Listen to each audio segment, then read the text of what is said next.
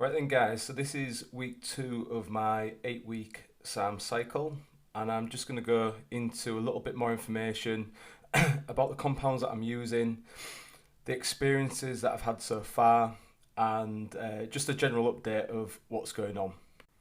So the last 2 weeks I've been running MK677 and Rad 140 at 10 mg per day. I've experienced no negative side effects whatsoever. On the plus side, I've gained £6 in mass. My strength seems to be improving. So if you check out my Instagram page, David_PT_Mankel, you'll see my progression in my main lifts.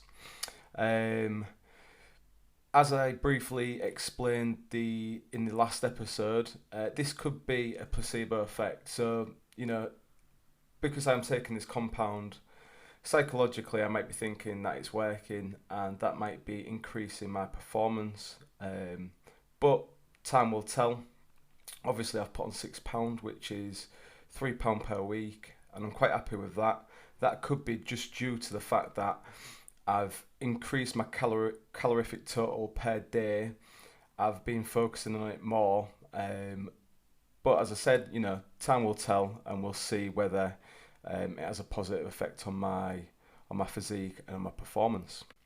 So just to go into a little bit more detail about MK677, its official name is Nutribol, and it is a growth hormone releaser. It boosts your IGF-1 and your growth hormone. It also helps with a hormone called ghrelin, which is the hunger hormone. So that would explain most probably why I'm finding it much easier to consume more calories on a daily basis. So with MK677, its half-life is 24 hours, and so one of the negative side effects of MK677 is it can cause lethargy. So what I've done as of today is I've increased my dosage, but I've split it. 10 mg in the morning, and I'm going to take 10 mg on an evening, and hopefully that won't cause me to have any crashes during the day. So from the studies that I've read, MK677 has been known to reduce a person's insulin sensitivity. At the moment, my carbohydrates are relatively high. They're between 300 and 400 gram of carbs per day. So this is something that I need to take into consideration, because with reduced insulin sensitivity can cause a whole host of other problems such as hypertension, type 2 diabetes, heart problems. Personally, I don't think somebody like myself who's young and healthy is going to have a massive problem with this, but just to keep up to date with it and to make sure that I'm in check, I'm going to go to the local chemist and pick up a blood glucose monitor and just see how my insulin sensitivity is on a weekly basis, just to see if there is any impact on that part of my system. So another query I have about MK677 is its ability to impact my growth hormone over the short term. I know that it can spike your growth hormone levels almost immediately, but is that going to have a massive impact on my muscle growth short term? Maybe not, but again, from the studies that I've looked into, MK677 is usually ran like a growth hormone over a long term, and because I'm only taking this over an 8-week period, I'm not sure whether it'll have any major impact on muscle growth by itself. But as I've explained, I'll be running Rad 140 alongside this as well. So I think that them two together are going to work really well as a synergist, but time will tell. So just a few other positives of MK677.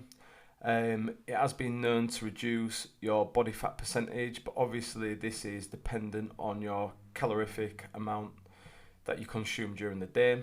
As I'm in a surplus, I don't expect a massive amount of body fat reduction.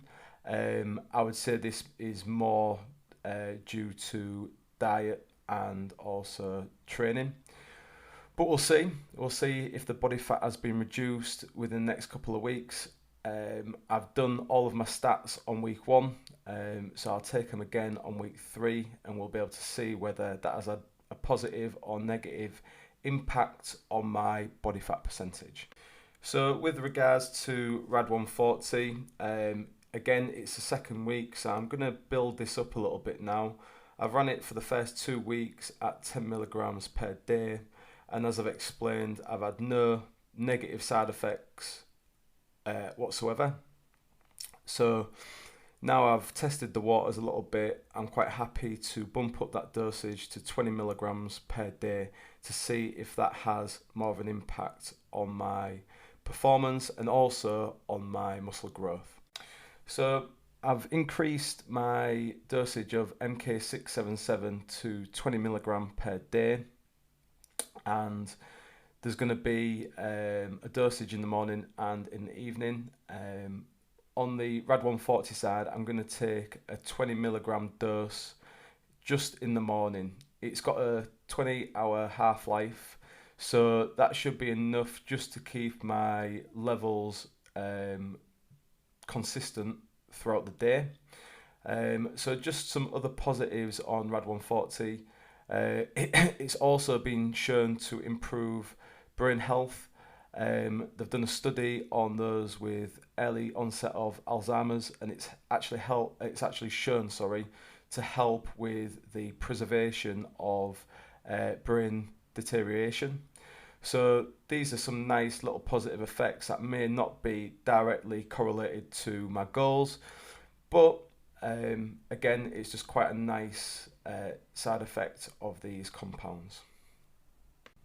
So that's it for today's episode of my 8-week SARM cycle.